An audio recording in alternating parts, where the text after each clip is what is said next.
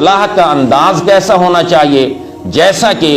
ایک صوفی بزرگ گزر رہا تھا اور ایک عمر رسیدہ شخص وضو کر رہا تھا اور وہ وضو میں ایک غلطی کر رہا تھا، تو یہ عیب تھا اس کا،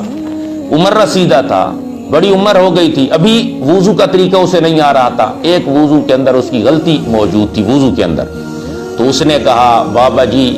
آپ دیکھیے میں وضو کرنا چاہتا ہوں اور میرے وضو کے اندر کوئی غلطی ہو تو مجھے بتا دیجئے، کوئی گائیڈ لائن میں آپ سے لینا چاہتا ہوں وضو کے متعلق۔ اس نے کہا وضو کیجئے۔ وضو اس نے کیا، جب وضو کیا تو وہ بزرگ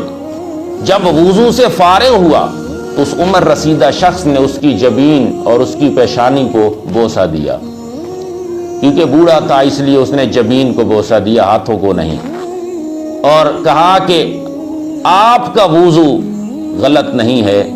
میرے وضو کے اندر غلطی ہے۔ بس اس نے کہا یہی آپ کو بتانا تھا، اب بتانے کا انداز دیکھیے، یہ تو نہیں کہا کہ آپ عمر رسیدہ شخص ہو گئے اور ابھی تک آپ کو وضو کا طریقہ نہیں آتا، یہ نہیں کہا۔ تو اس انداز سے عیب کی اصلاح کرنی چاہیے کہ اگلے آدمی کو شرمندگی کا احساس نہ ہو۔ بس جب آدمی اس طرح اصلاح کرے گا تو آدمی اس اصلاح کو قبول بھی کر لے گا۔